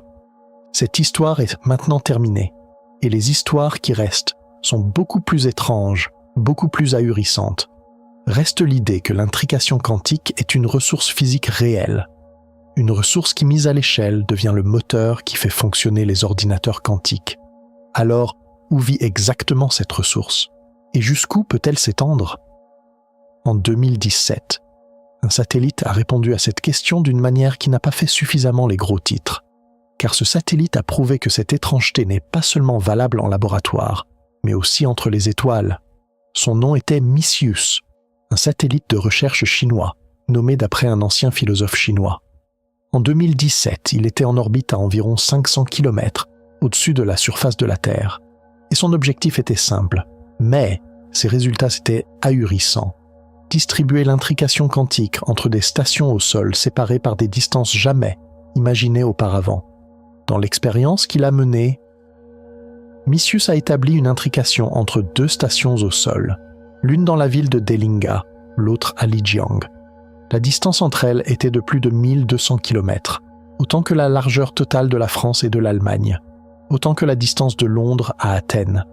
Le satellite a produit des paires de photons intriqués. Il a envoyé un photon de chaque paire à une station en point et l'autre à l'autre station, et l'intrication a survécu. Les corrélations entre les mesures aux 2 stations ont violé les inégalités de Bell par plus de 11 écarts types. Cela signifiait que la probabilité que ce soit une coïncidence statistique était de 0. Il n'y avait aucune ambiguïté. L'intrication était réelle, la connexion n'était pas rompue. 1200 km d'atmosphère, la météo, la courbure de la Terre, les effets relativistes dus à la vitesse orbitale. Rien n'a brisé l'intrication. La relation entre ces 2 photons a persisté à une échelle qui éclipse n'importe quel laboratoire. Pourquoi est-ce important? Parce que l'expérience Micius a prouvé que l'intrication ne se soucie pas de la distance. Une fois établie, cette corrélation quantique est maintenue, quelle que soit la séparation entre les particules. Sans connexion physique directe entre elles, sans champ, sans fil, sans signal qui pourrait voyager entre elles dans le temps disponible. L'univers maintenait une corrélation, sans envoyer de message. La relation existait sans transmission. Dans l'interprétation de Copenhague, on dit simplement « ne posez pas la question ». Mais les expériences de Bell ont prouvé que quelque chose se passait. Les expériences de Micius ont prouvé que cela était valable à des échelles planétaires. Dans le cadre d'Everett et Deutsch, l'explication est simple. Les deux particules, quelle que soit leur séparation spatiale, font partie d'un seul état quantique global, d'une seule fonction d'onde qui les englobe toutes les deux. La corrélation est maintenue parce que les deux particules n'ont jamais cessé de faire partie du même état quantique, quelle que soit la distance entre elles. L'espace, dans cette image, n'est pas l'arène fondamentale où se produisent les événements quantiques. Ce sont les états quantiques. Et les états quantiques n'ont pas d'emplacement comme les objets classiques. Ces découvertes, ces faits bouleversants et contre-intuitifs, nous ramènent au tout début, à Sycamore, à Willow, et à ces calculs impossibles. Si l'informatique quantique utilise cette intrication non locale, qui ne se soucie pas de la distance, si la puissance d'un ordinateur vient, littéralement, d'une connexion qui ne se rompt pas même sur des distances interstellaires, si Deutsch a raison et que cette puissance est tirée de réalités parallèles, alors qu'avons-nous construit? Juste un ordinateur plus rapide? Ou avons-nous, sans le savoir, une machine capable de jeter un pont entre différentes couches de la réalité? Ces questions ne sont plus de la philosophie. Ce sont des questions posées par le matériel, soutenues par des données. Mais il est maintenant temps de s'arrêter et de réfléchir. Tous ces faits bouleversants, ces théories effondrées, ces impossibilités prouvées, qu'est-ce que cela signifie pour nous, en tant qu'humains? Où sommes-nous dans cette nouvelle réalité? Car ces machines pourraient changer fondamentalement non seulement notre compréhension de l'univers, mais aussi notre compréhension de nous-mêmes. Et c'est peut-être cela le plus effrayant. Ce n'est pas ce que ces machines sont, mais la question qu'elles posent sur ce que nous sommes. Nous posons la question. Ces machines pourraient changer fondamentalement non seulement notre compréhension de l'univers, mais aussi notre compréhension de nous-mêmes. C'est pourquoi il est maintenant temps de s'arrêter et de réfléchir, de ralentir, de respirer et de faire face à la question la plus importante. Au milieu de toute cette grandeur ahurissante, de cette étrangeté prouvée et de cette complexité vertigineuse, quelle est notre place? Car la mécanique quantique et l'univers qu'elle nous montre ébranlent nos hypothèses les plus fondamentales sur ce que signifie être humain. Commençons par le contraste le plus évident. Ce fossé profond entre la vérification et la confiance. Pendant des siècles, la science a été construite sur un seul fondement, la vérifiabilité. La valeur d'une affirmation dépendait de sa capacité à être testée indépendamment, à ce que les résultats soient reproductibles et à ce que les preuves soient examinées par tous. La méthode scientifique est basée sur le doute, pas sur la confiance. Vous croyez aux résultats d'un collègue parce que vous pouvez reproduire son expérience dans votre propre laboratoire et obtenir le même résultat. C'était le sol solide sur lequel la connaissance était construite. Mais Searsley, l'informatique quantique retire ce sol de sous nos pieds. Car ces machines, par leur nature même, sont sur une voie où elles produiront des résultats incontrôlables. Ce n'est pas un petit problème d'ingénierie. C'est une caractéristique structurelle de l'informatique quantique. Lorsqu'un ordinateur classique effectue un calcul, vous pouvez vérifier le résultat avec un autre algorithme ou faire fonctionner le processus à l'envers. Le processus est vérifiable. Mais, comme l'ont prouvé en 2020 des chercheurs comme Thomas Vidic du California Institute of Technology, à mesure que les systèmes quantiques grandissent, les résultats qu'ils produiront dépasseront de plus en plus la capacité de vérification de tout système classique. Un calcul quantique suffisamment grand produira des résultats qu'aucun ordinateur classique, aussi grand soit-il ou aussi longtemps qu'il fonctionne, ne pourra confirmer s'ils sont vrais ou faux. C'est la vérité tragique de la science. Ce principe de certitude sur lequel nous avons bâti notre civilisation pendant des centaines d'années est invalidé par nos outils les plus puissants. La machine donnera une réponse, et nous n'aurons aucun moyen de savoir indépendamment si elle est correcte. Cela ébranle fondamentalement le sens de faire de la science. Si vous ne pouvez pas vérifier une affirmation, faites-vous encore de la science? Ou avez-vous foi en un processus? C'est un moment de rupture potentielle dans la relation de l'humanité avec la connaissance. Mais, c'est ici que le beau mais intervient. Peut-être que ce n'est pas une faiblesse, mais le début d'un nouveau type de maturité. Peut-être que l'univers nous apprend que nous ne pouvons pas tout contrôler, que nous ne pouvons pas regarder à l'intérieur de chaque boîte. Peut-être que c'est une leçon pour comprendre que la confiance n'est pas seulement une relation entre les personnes, mais aussi une relation qui doit être établie avec nos processus d'acquisition de connaissances eux-mêmes. Notre confiance ne devra plus reposer sur la répétition du résultat, mais sur la physique derrière le processus. sur la justesse de la mécanique quantique elle-même, et cela pourrait nous forcer à une compréhension plus profonde, à attacher plus d'importance à comprendre pourquoi quelque chose fonctionne, plutôt qu'à simplement vérifier que cela fonctionne. Vous le faites aussi dans votre vie. Chaque jour, vous faites confiance à des systèmes dont vous ne comprenez pas exactement le fonctionnement. Votre système immunitaire est une boîte noire. Le système financier mondial est une boîte noire. Mais vous leur faites confiance parce que vous savez que les processus fonctionnent globalement. Peut-être que les ordinateurs quantiques nous demandent de placer cette confiance intuitive au centre de nos quêtes scientifiques les plus fondamentales. Peut-être qu'il est temps de lâcher le contrôle et de se concentrer sur la compréhension, ce qui nous amène à un deuxième contraste, plus personnel. La localité et la connexion. L'intuition humaine est basée sur la localité. Vous savez que pour agir sur quelque chose, vous devez le toucher. Vous supposez que la cause d'un événement doit se trouver quelque part près de cet événement. Nous expérimentons le monde comme un lieu rempli d'interactions locales, de choses qui se heurtent, se poussent. Notre esprit a été calibré par l'évolution pour ce monde classique et local. L'intrication, cependant, plante un poignard en plein cœur de cette intuition. Car comme le satellite Missus l'a prouvé sur 1200 km, l'univers n'est fondamentalement pas local. Deux particules peuvent agir comme un tout, sans aucun signal local, sans aucune connexion physique connue entre elles. C'est un fait que l'esprit humain a du mal à concevoir. Nous sommes habitués à nous voir comme des êtres isolés dans ce vaste cosmos, séparés par des années-lumière. C'est la solitude cosmique tragique de l'homme. Dans cet univers de 93 milliards d'années-lumière de large, nous sommes de minuscules êtres sur une minuscule planète, des îlots déconnectés, isolés. Mais l'intrication nous raconte une autre histoire. Peut-être que nous ne sommes pas si seuls. Peut-être que la localité n'est qu'une illusion de notre perception limitée. Peut-être qu'au niveau le plus fondamental, tout dans l'univers est, d'une certaine manière, connecté. Rappelez-vous l'hypothèse E, R égale EPR, l'idée que l'intrication est des trous de verre microscopiques qui constituent l'espace-temps lui-même. Si c'est vrai, alors l'univers n'est pas une collection d'objets séparés, mais un seul, gigantesque, réseau intriqué. C'est une belle consolation contre notre solitude. Nous pouvons être physiquement séparés, mais au niveau quantique, peut-être que nous faisons tous partie du même tissu. Vous faites aussi partie de cette connexion. Les atomes qui composent votre corps ont été forgés dans les étoiles, il y a des milliards d'années. Les champs quantiques dont ces atomes faisaient autrefois partie peuvent encore être intriqués avec des champs aux confins de l'univers. Vous n'êtes pas un être séparé dans cet univers.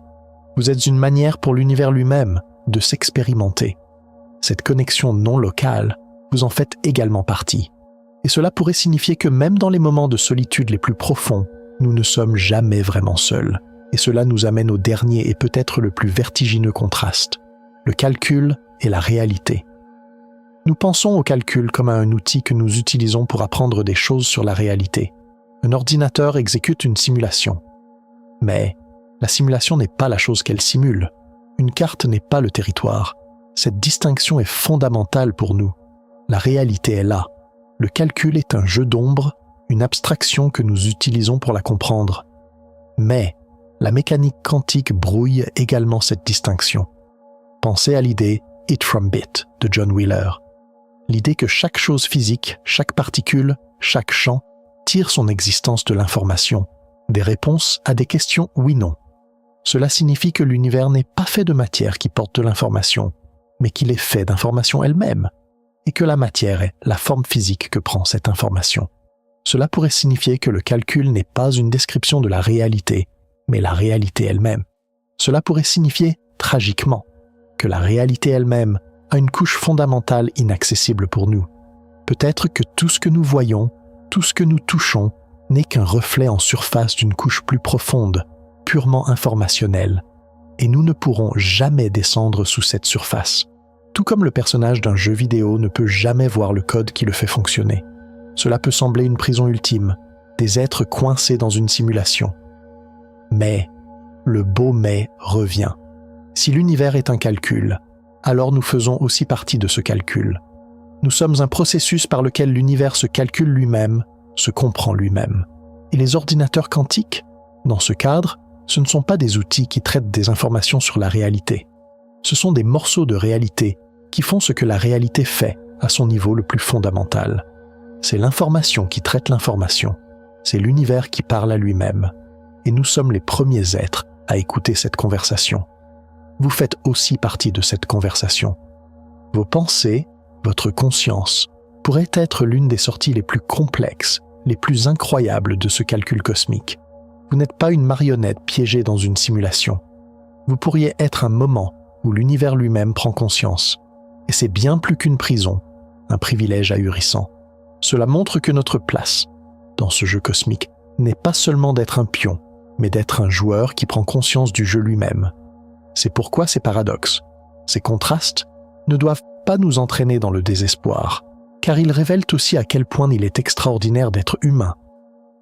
Mais ces pensées ne sont qu'un début, car chaque nouvelle chose que nous apprenons sur la nature de ces machines redéfinit non seulement l'univers, mais aussi ce que signifie exister dans cet univers. Et certaines théories suggèrent donc que cette connexion pourrait être bien plus profonde, bien plus physique et bien plus étrange que nous ne le pensions, car peut-être que l'espace-temps lui-même est tissé de ces connexions quantiques, un tissu. C'est pourquoi nous devons maintenant nous plonger dans une théorie qui suggère à quel point cette connexion peut être physique et étrange. Car si cette théorie est juste, les ordinateurs quantiques ne parlent pas seulement le langage de l'univers, ils manipulent aussi sa géométrie. Voici l'idée que l'espace-temps lui-même est né de l'intrication quantique. Cette idée est venue en 2013 de deux géants de la physique théorique, Juan Maldacena et Leonard Susskind. Ils ont proposé une conjecture nommée POR égale PR. Ce titre, qui ressemble à une équation, unissait deux concepts gigantesques de la physique. ER faisait référence à la structure théorique prédite par Einstein et Nathan Rosen en 1935 sur la base de la relativité générale, plus connue sous le nom de trou de verre. EPCR faisait référence à l'article publié la même année par Einstein, Podolsky et Rosen, qui décrivait cette fameuse action fantôme à distance de l'intrication quantique. L'affirmation de Maldacena et Susskind était la suivante. Ces deux concepts, les trous de verre et l'intrication, ne se ressemblent pas seulement. Ils représentent en fait deux faces différentes de la même chose. La conjecture ER égale EPR suggère que deux particules intriquées sont connectées par un trou de verre microscopique. Pas comme une métaphore, pas comme une bizarrerie mathématique, comme une description physique de la structure de l'espace-temps. Dans cette image, l'intrication n'est pas une corrélation maintenue sur de longues distances. L'intrication est une connexion géométrique, percée dans l'espace-temps, qui relie les deux particules. C'est un défi immense à notre existence que nous pensions tragiquement locale et déconnectée, car cela dit que les particules ne sont pas seulement corrélées, elles sont physiquement connectées par un fil d'espace-temps. L'existence de cette connexion concrétise l'idée que l'univers n'est pas composé d'objets fondamentalement séparés, mais est plutôt un réseau où tout est interconnecté. Mais il y a un côté aussi tragique que beau à cette idée. Ces trous de verre ne sont pas des tunnels que l'on peut traverser comme dans les films de science-fiction. Ils sont non traversables. Vous ne pouvez pas envoyer de signal à travers eux. Vous ne pouvez pas voyager à travers eux. C'est pourquoi on ne peut pas communiquer plus vite que la lumière en utilisant l'intrication. Le pont est là, mais il est trop petit et structuré pour transporter quoi que ce soit. Cela signifie que même la connexion la plus profonde se manifeste comme une séparation dans le monde que nous expérimentons. Peu importe à quel point nous sommes connectés au niveau quantique, nous ne pouvons pas utiliser cette connexion pour nous envoyer des messages. C'est un fait mélancolique qui montre qu'une sorte de solitude persiste même au niveau le plus fondamental. Pourtant, le retournement « mais » révèle que cette idée a une signification beaucoup plus profonde. Car si ER égale EPR est vrai, cela signifie que la géométrie de l'espace-temps n'est pas une scène sur laquelle se joue la physique quantique. Cela signifie que la géométrie de l'espace-temps est produite par la physique quantique. Plus d'intrication signifie plus de connexion. Moins d'intrication signifie que la géométrie se sépare. C'est l'idée que l'espace-temps lui-même n'est pas fondamental, qu'il émerge d'une couche plus fondamentale d'informations quantiques. Vous faites aussi partie de cette géométrie émergente. Votre existence est codée quelque part dans ce réseau complexe d'intrication. Cela signifie que vous n'occupez pas seulement une place dans l'espace, mais que vous faites également partie du tissu de cet espace. et cela ajoute une toute nouvelle couche de sens à votre existence. Ce qui nous amène à l'un des dilemmes les plus fondamentaux de l'histoire de l'humanité, l'argument de la simulation et la réalité quantique. En 2003, le philosophe Nick Bostrom a publié un article intitulé « Vivez-vous dans une simulation informatique ?» Son argument était simple. Si des civilisations capables d'exécuter des simulations détaillées d'êtres conscients existent, et si elles sont intéressées à exécuter ces simulations, alors le nombre de réalités simulées dépasse tellement le nombre de réalités de base que la probabilité que nous soyons dans une simulation est presque une certitude. Cette idée est longtemps restée une expérience de pensée philosophique, intestable, irréfutable. Mais l'informatique quantique a déplacé ce débat de la philosophie au centre même de la physique. Car comme l'a souligné Richard Feynman en 1982, simuler un système quantique sur un ordinateur classique nécessite des ressources exponentielles. Simuler un système de seulement 300 particules nécessite plus d'espace d'état qu'il n'y a d'atomes dans l'univers. C'est impossible. Cela signifie, tragiquement, que si nous vivons dans une simulation, l'ordinateur qui exécute cette simulation ne peut pas être un ordinateur classique, au sens où nous l'entendons. Il doit aussi être un ordinateur quantique. Mais c'est ici que les choses deviennent vraiment étranges. Comme l'ont prouvé les expériences de Bell, notre univers n'a pas de variable cachée locale. Il n'y a pas de couche classique plus simple sous le comportement quantique. Par conséquent, tout ce qui simule notre univers ne peut pas imiter la mécanique quantique comme une illusion. Il doit exécuter de vrais processus quantiques, avec toute cette intrication et cette superposition, à l'identique. Et maintenant, combinez cela avec le cadre des mondes multiples de Deutsch. Si l'informatique quantique tire sa puissance d'univers parallèle, alors un simulateur quantique assez puissant pour exécuter notre univers doit lui-même puiser des ressources dans des réalités parallèles. Le simulateur n'est pas quelque chose de plus simple ou de plus ordinaire que l'univers qu'il simule. Cela détruit complètement la hiérarchie claire de l'argument de Bostrom, simulateur supérieur à simulé. Le simulateur lui-même est aussi immergé dans l'étrangeté quantique que nous le sommes. Peut-être que la distinction entre simulateur et simulation est une distinction dénuée de sens. Vous êtes aussi au milieu de ce paradoxe. Même si vous êtes dans une simulation, les règles de cette simulation sont aussi fondamentales et étranges que les règles de ce que vous appelez « réel ». Cela ne diminue pas la valeur de votre existence. Au contraire, cela montre à quel point la réalité dans laquelle vous vous trouvez, quelle que soit sa couche, est incroyablement riche et complexe. Toutes ces pensées, ces paradoxes et ces théories ahurissantes nous amènent à un seul point. Ces machines, Sycamore et Willow, ne sont pas seulement des outils qui calculent plus vite. Elles pourraient être les premiers instruments que nous avons construits pour sonder la nature de la réalité elle-même. Une réalité que nous ne pouvons pas contrôler, qui est non locale et qui s'étend peut-être à travers des univers parallèles. Cela nous oblige à repenser où nous nous situons en tant qu'humanité. Sommes-nous de simples spectateurs de ce drame cosmique? Ou sommes-nous devenus, sans le savoir, des acteurs qui réécrivent les règles du jeu? Nous n'avons pas encore les réponses à ces questions. Mais nous avons maintenant commencé à poser les questions. Et c'est peut-être cela la plus grande révolution. Car c'est un moment où la science commence à toucher non seulement à la question du comment, mais aussi aux questions du pourquoi et du qui sommes-nous. Pourtant, sous toute cette profondeur philosophique, il reste une question plus fondamentale à laquelle il faut répondre.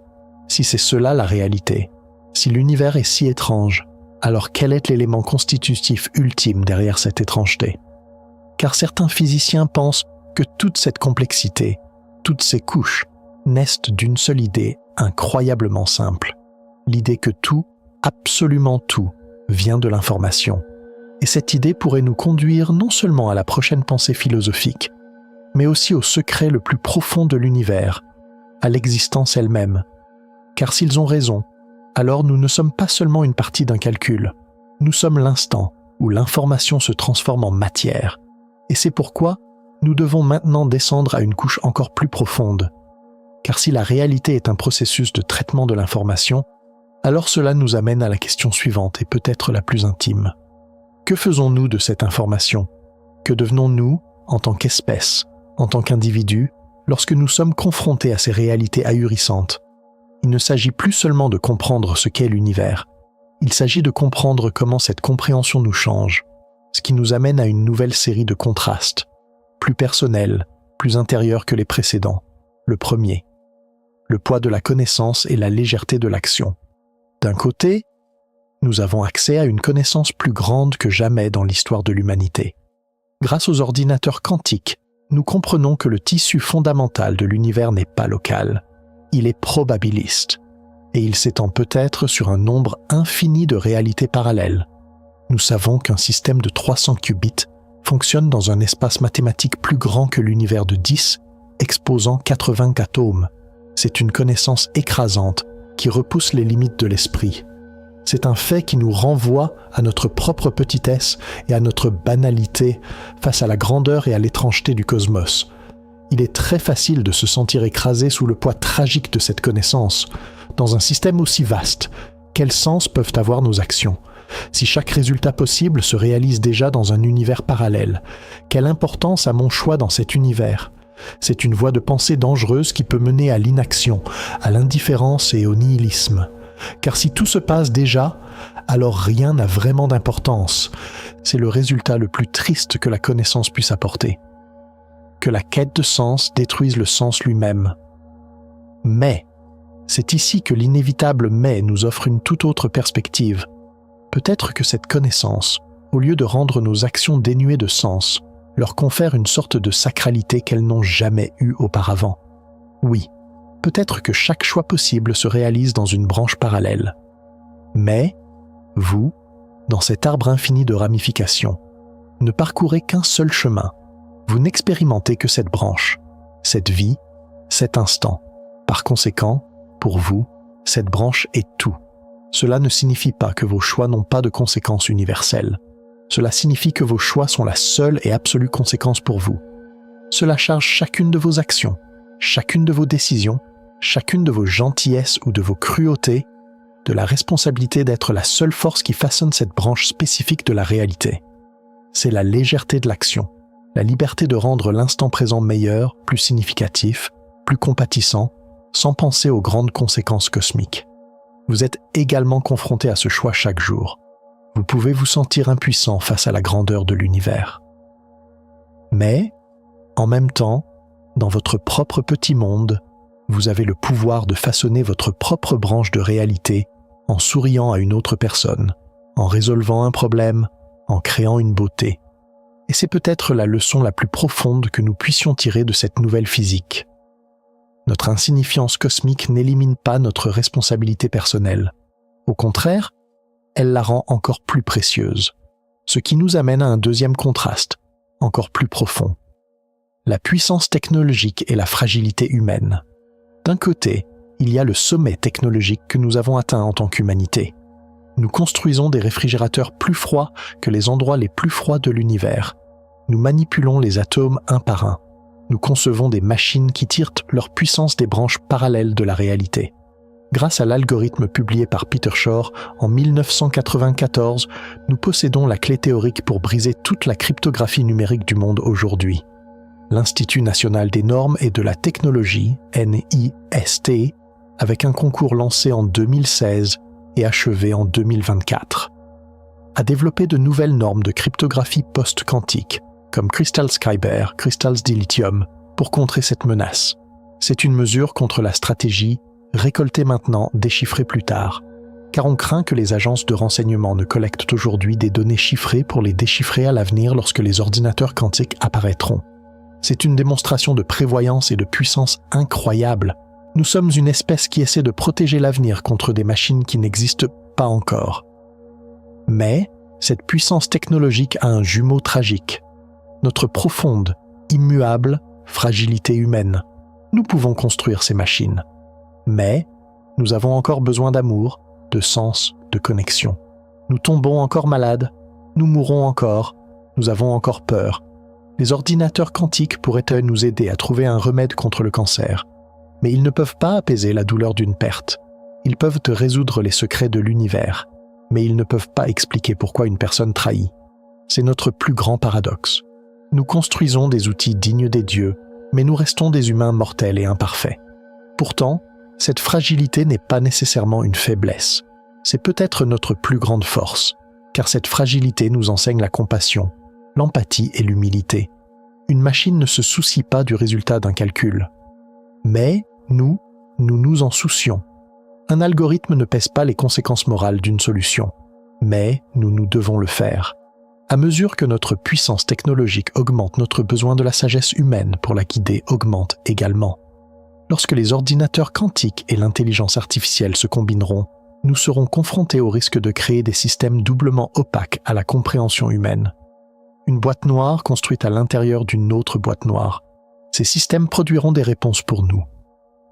Mais, comprendre comment ces réponses ont été trouvées ou ce qu'elles signifient dépendra plus que jamais de nos intuitions humaines, de notre moralité et de notre sagesse.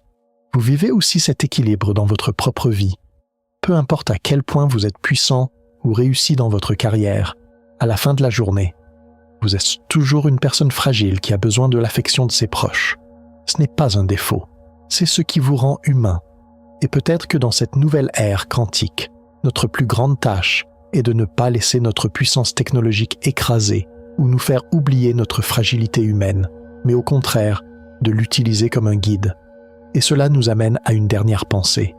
Toute cette connaissance, toute cette puissance, toute cette profondeur philosophique, où nous mène-t-elle?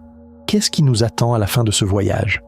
En avançant sur le chemin ouvert par des penseurs comme David Deutsch, Hugh Everett, John Wheeler, à chaque nouvelle étape de connaissance que nous atteignons, nous ne trouvons pas seulement de nouvelles réponses, nous rencontrons aussi des questions plus profondes, plus fondamentales.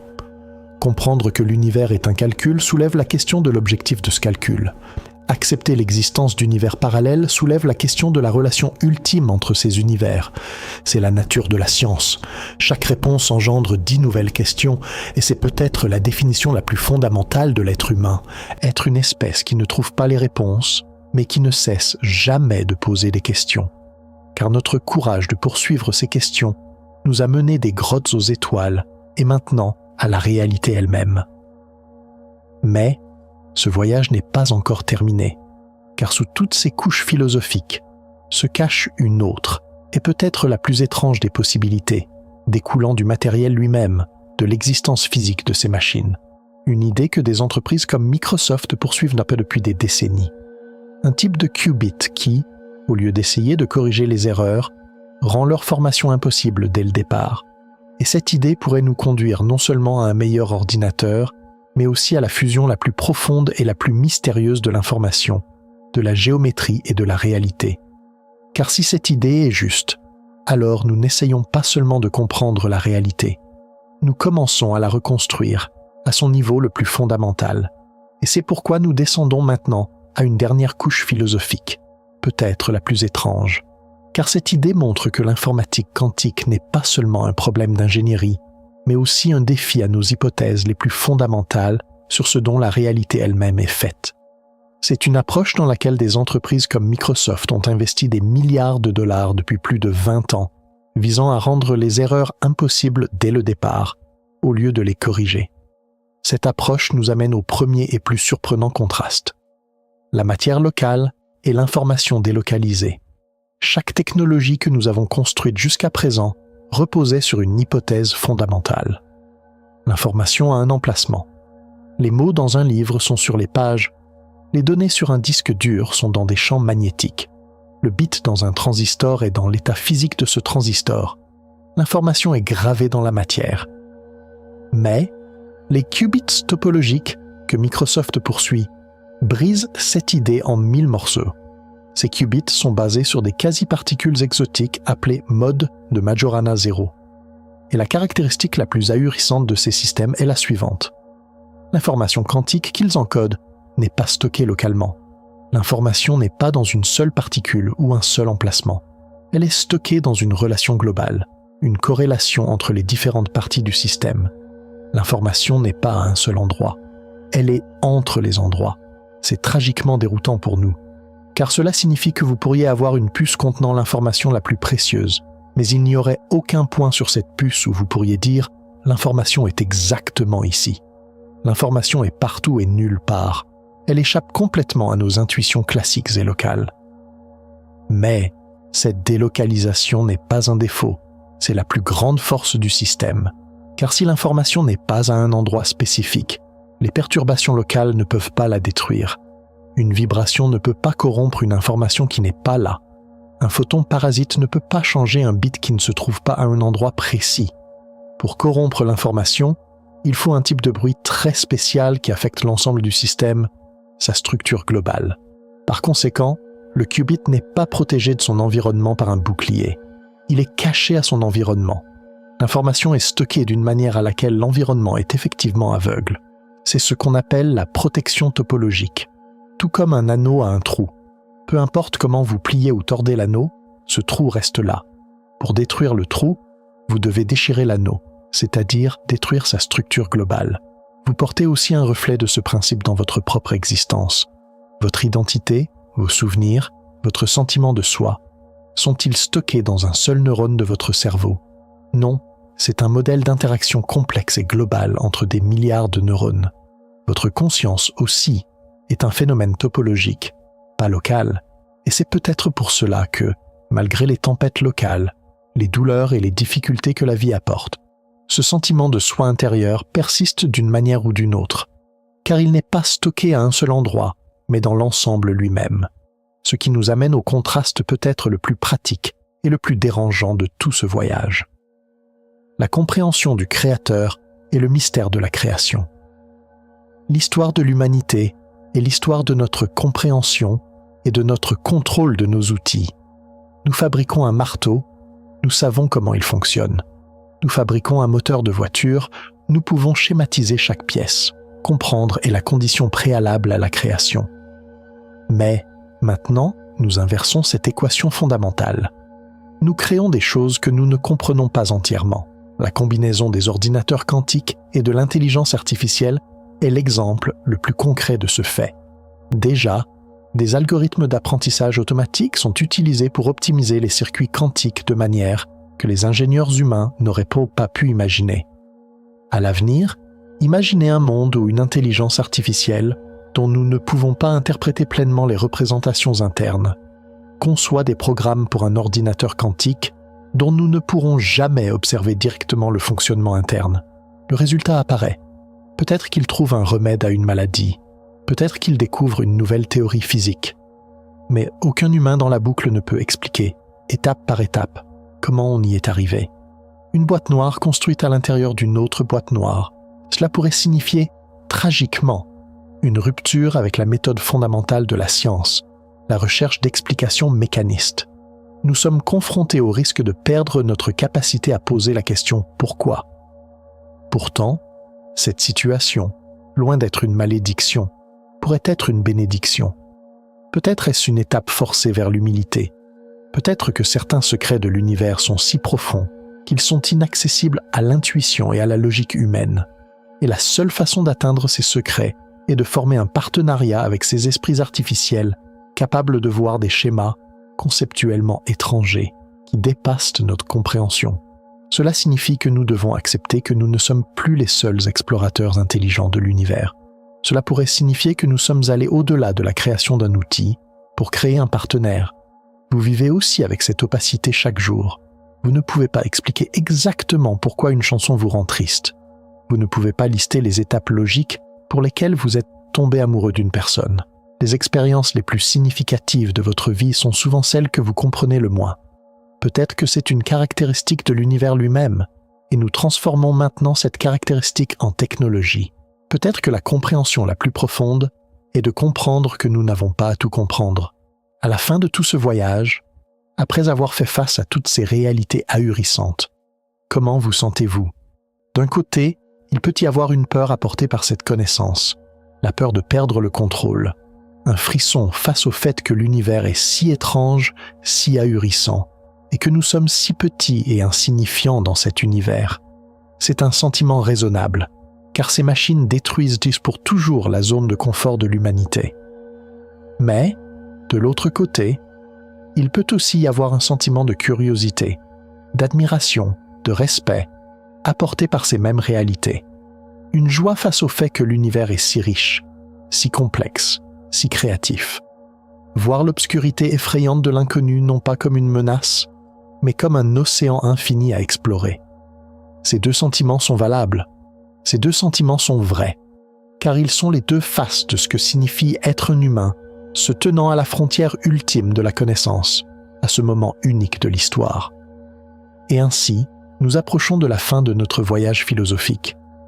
Nous avons vu que ces machines nous ont forcés à faire face à des paradoxes concernant notre place dans l'univers, grand et petit, notre moment dans le temps, court et infini, notre relation avec la connaissance, vérification et confiance, et cet équilibre délicat entre notre puissance et notre fragilité. Nous savons maintenant que la réalité est bien plus étrange, bien plus connectée et peut-être fondamentalement plus informationnelle que ce que nos intuitions nous disent. Nous savons maintenant que nous ne sommes pas seulement des observateurs passifs de cette structure, mais aussi des participants actifs. Ce voyage nous a donné plus de questions que de réponses. Mais c'est peut-être cela le plus grand progrès, car nous avons commencé à poser les bonnes questions. Lorsque nous assemblons tous ces fils, l'image qui se dessine devant nous est celle d'un nouveau type de réalité. Et dans cette nouvelle réalité se trouve la possibilité d'un nouveau type d'être humain. Il est maintenant temps de rassembler une dernière fois toutes ces pièces et de demander ce que ce tableau vertigineux nous dit finalement. Car à la fin de toutes ces découvertes et de toute cette philosophie, il ne reste qu'une seule, ultime question. Dans ce nouvel univers, que sommes-nous et que deviendrons-nous? Au cours de ce voyage, nous avons vu les fondements quantiques de la réalité et les univers parallèles. Mais je ne vous ai pas dit une chose. Peut-être que ce monde en 3 dimensions dans lequel vous vous trouvez n'est en fait pas réel. Il pourrait n'être qu'un hologramme, une illusion, projeté depuis une surface lointaine en 2 dimensions. Dans notre prochain voyage, nous explorerons le plus grand secret de l'univers, la théorie de l'hologramme. Êtes-vous prêt à remettre en question la réalité?